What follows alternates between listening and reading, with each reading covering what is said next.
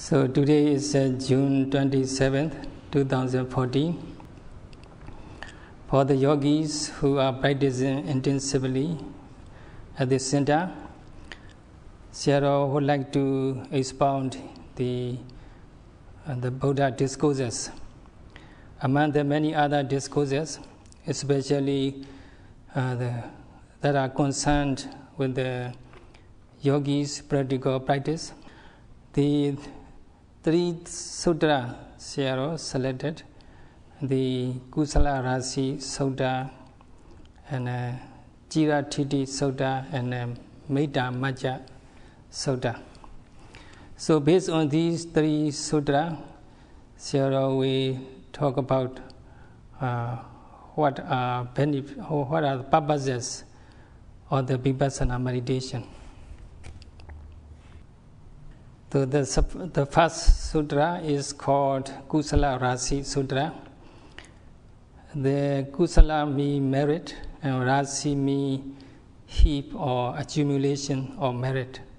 The accumulation or the heap or great amount of merit, or great accumulation of merit.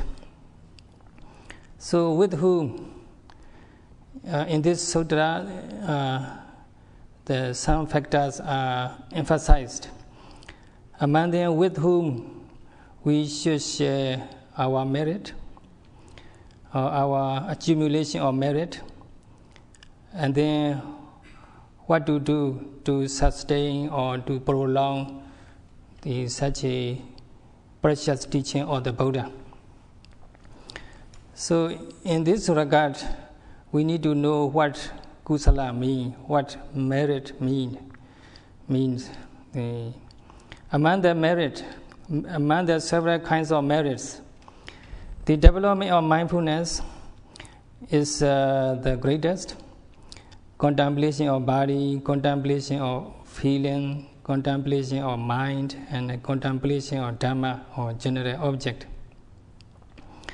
And in some other sutras, Satipatthana is mindfulness meditation is described in terms of the 37 enlightenment factors, Bodhipakkhya.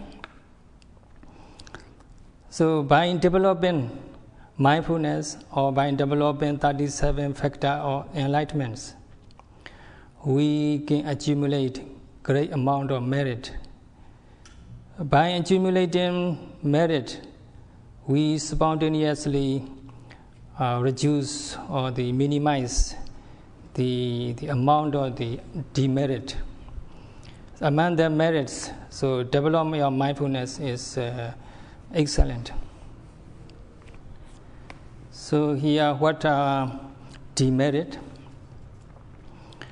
So especially 5 kinds of demerits are described in the Pali text as the akusala rasi, the accumulation of demerit. So the Buddha said to the monks and meditators that sensual desires, the desire for sensual pleasure, is an obstacle to the merit. The desire make the merit weaker.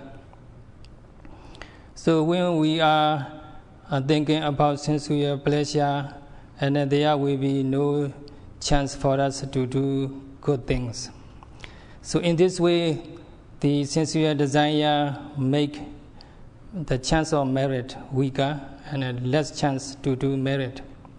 And then number 2 is when our sensual desire is not fulfilled, and we feel upset, and we angry with somebody who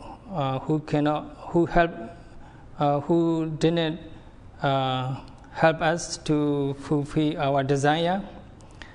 So in this way, we develop the aversion and hatred to others when our sensual desire is unfulfilled. So this number 2 is aversion or hatred, is demerit. And number 3 is Number 3 is sloth and torpor, or laziness, inactiveness of mind. So when we are not active to do good things, to purify our mind, then there will be chances for demerit to take place. So laziness is also a kind of demerit. And then number 4 is uddaca kokoca, see restlessness of mind or unstable mind, and then regret and remorse.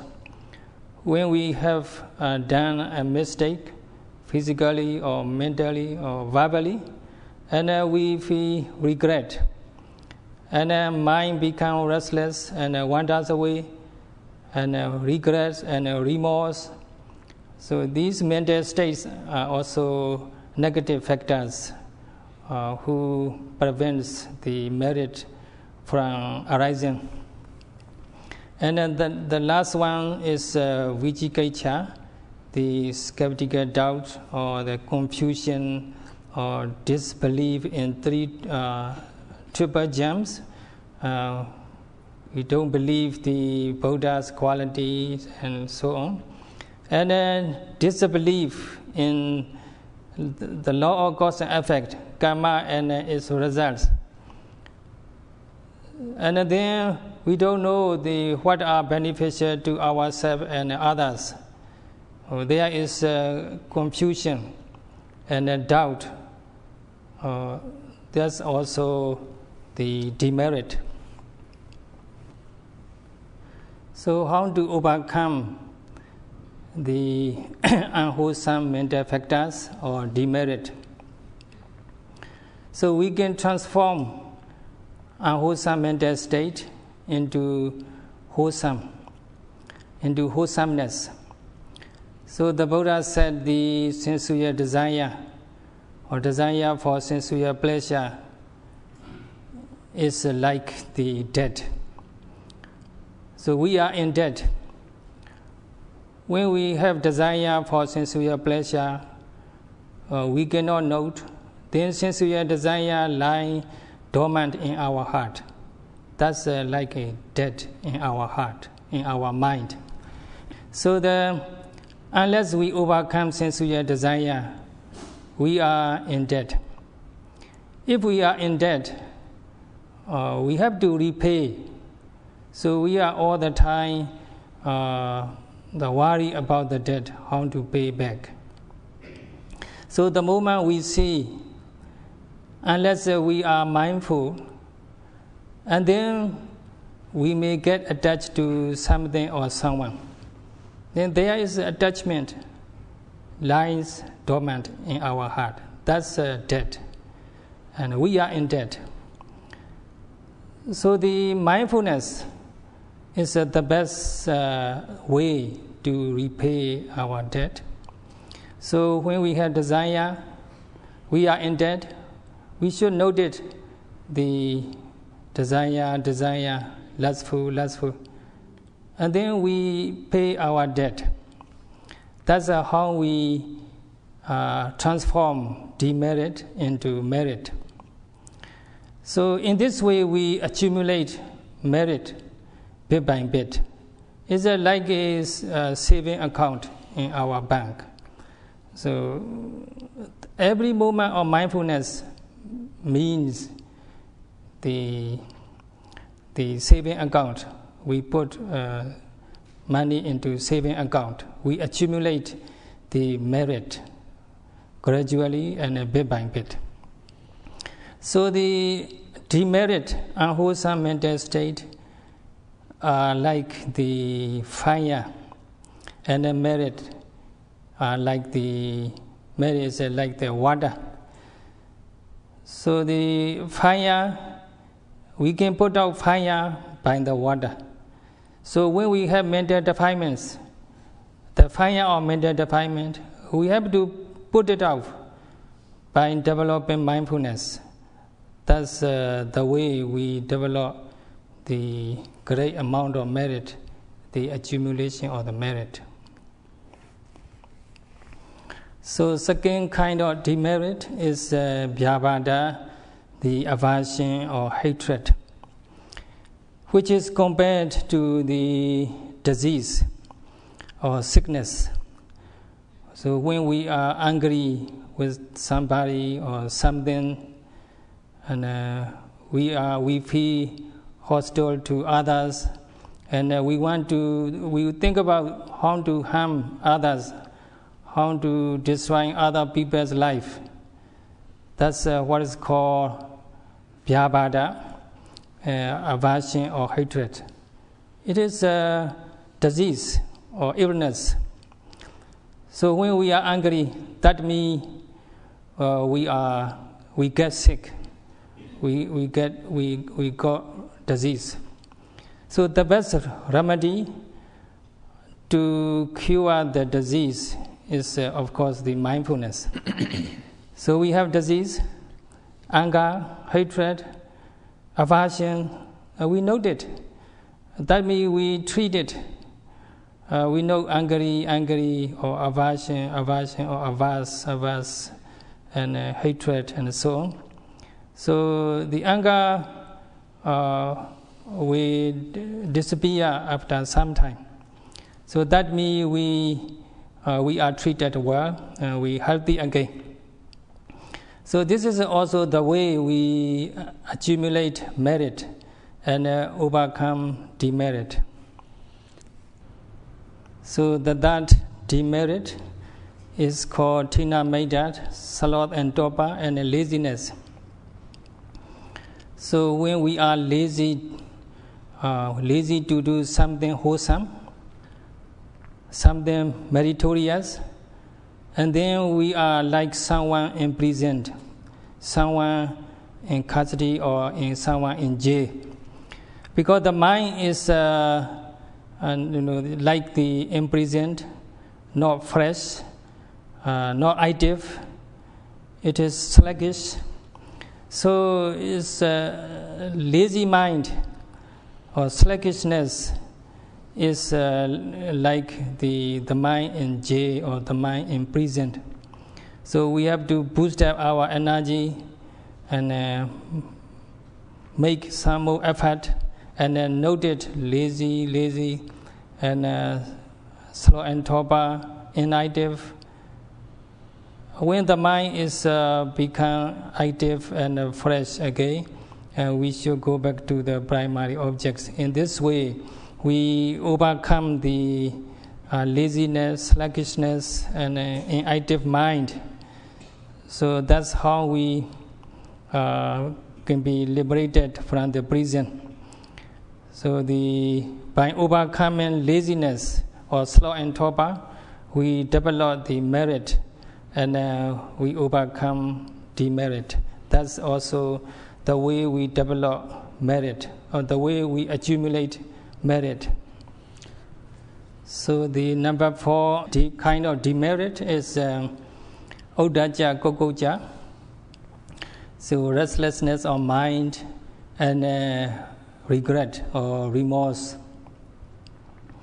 So when we are practicing meditation, sometimes the mind wanders away, and mind is restless and agitated with the several kinds of the phenomena and objects.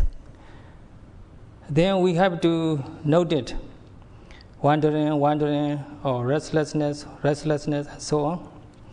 Unless we fail to note, the mind wanders away, and we follow the mind. We are like the slave. We are enslaved by our mind. We cannot influence our mind. The mind is influence us. We are under the mind. So we are like the slave. We are enslaved our mind. If we have no job, we have no money, and we have to do whatever available, whatever job available, like a slave. So in the same way, if we have no merit, no mindfulness, then the mind is wandering around, and we do the this and that thing. We think about this and that, mostly unwholesome things. So in this way, we are enslaved by the demerit, unstable mind, restlessness of mind. So to be liberated from slavery, of course, the best way is to be mindful of the restlessness of mind, and then a wandering mind, unstable mind. We should note that restlessness or agitation or unstable and so on. Then we will find our mind become happy. That's a merit. Merit means actually happiness. So merit always brings happiness to us. If the mind is wanders away, there is no happiness. Restlessness of mind is opposite of the happiness. And then in the same way, the remorse and regret is also enslave us. So we have to note it to be liberated from the slavery. As in this way, we accumulate great amount of merit. So the last one is vicikiccha, the demerit. So demerit, the last kind of demerit is called the doubt, and which is described as samoha in Satipatthana Sutra. So especially wavering mind, and sometimes we cannot decide what is wrong, what is right, or what are beneficial to us, or what are not beneficial or harmful to us. So we cannot decide. The mind is wavering, and there is a doubt, a skeptical doubt or skepticism. That is the meaning of the vicikiccha. So sometimes we may have doubt. Is this really beneficial to follow the Buddha's teaching? Or it is really true that what the Buddha taught? Or is there real enlightened monks and sangha who practice and fully enlightened? Or it was or whether it's very beneficial to pay respect to the monk and follow their teaching? Something like this, we have doubt and skepticism and wavering, and we cannot decide which is beneficial, which is wholesome or unwholesome. It is like we are on the crossroad, and if we cannot make right decision, we will be in danger right away. So we have to do something in a timely manner before too late. So sometimes we wavering. What we should do? Should we take meditation retreat, or should we keep on our business, making money, and we cannot decide? That's a kind of wavering, vicikiccha, and then we may be too late and to do good things in a timely manner. So we have to do something in time before too late. It is like we are on the crossroad. We have to make right decision. So in such cases, also mindfulness is very helpful.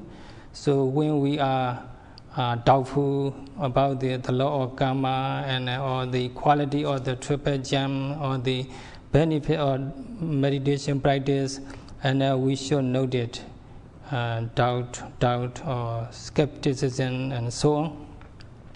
So in this way, we can have our mind purified.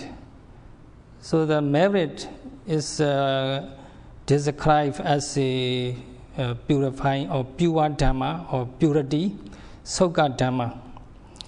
And the opposite of the Sukha Dhamma white Dhamma is called Kanna Dhamma, black phenomena. So the Sukha Dhamma is reflect the light, and the Kanna Dhamma is suck the heat. Sukha Dhamma is resist the heat. So when we have the wholesome mind, wholesome mental state, then the mind is tranquil and peaceful. There is no heat or the mental defilements and mental hindrances. So the merit is resists the heat or the demerit or the unwholesome mental state. So the opposite is Kanna Dhamma, this black phenomena, which is always suck the heat or the unwholesome mental state. So when our mind is agitated, our mind is wavering, and we should be mindful and note it, wavering or doubtful.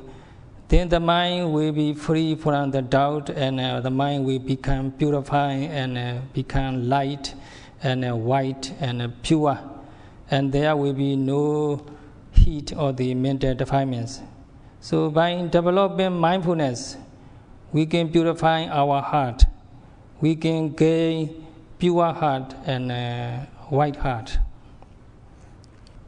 So here, regarding the accumulation of the merit, and or to avoiding the demerit, Mazi Sayadaw explained the 5 kinds of the demerit to avoid. So there are the responsibility or commitment to our parents and certain kinds of the people who we owe a great amount to. For example, our mother.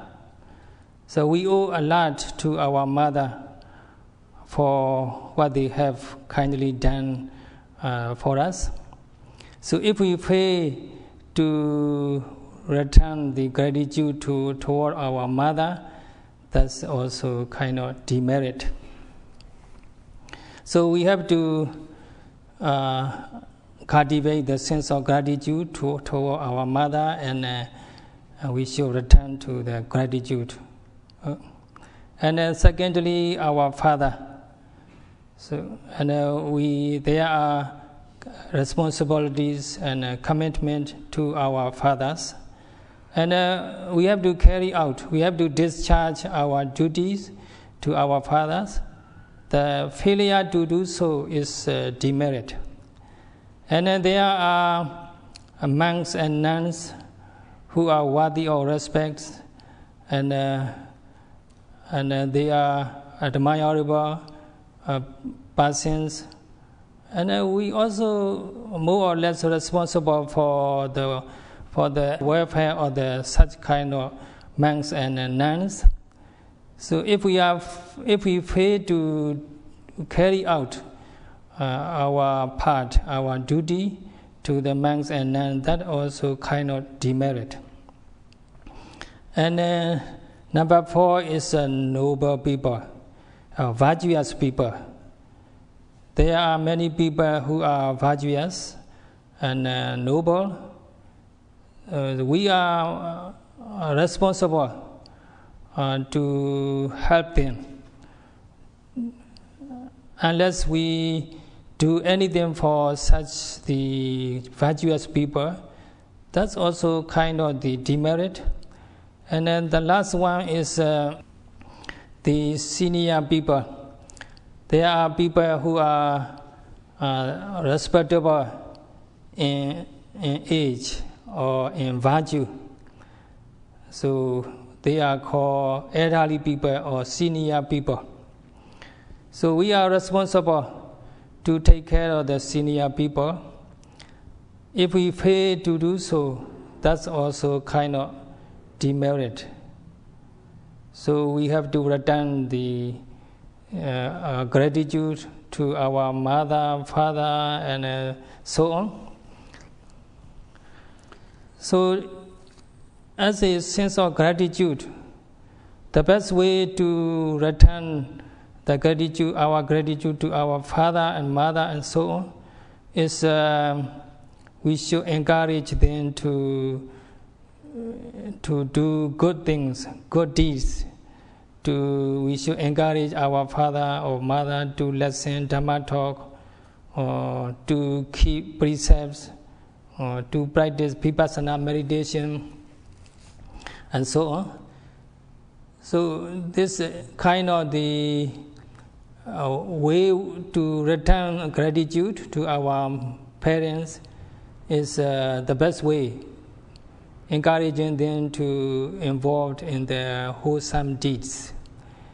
So in this way we can overcome the demerit, and at the same time we accumulate merit. So when the Buddha encourage us to develop mindfulness, there is a purpose.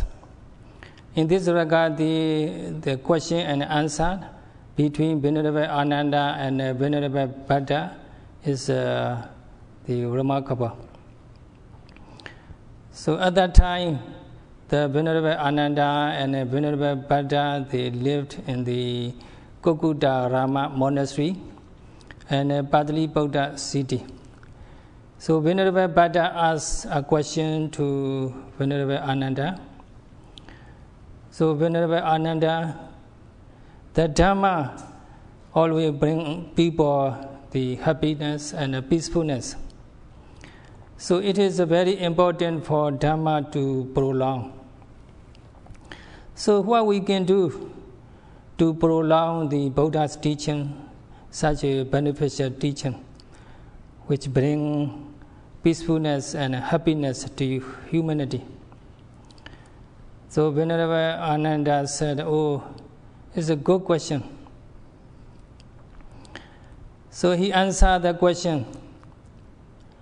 If the monks and nuns and the lay devotees, as long as they develop the mindfulness and they are with Buddha's teaching and Dhamma, we prolong, and the Dhamma will be sustained. Dhamma will last for long. If these four kinds of the audience, like monks, nuns, male devotees and female devotees, fail to develop the mindfulness, sadhana, Buddha's teaching or Dhamma will disappear from this planet very soon.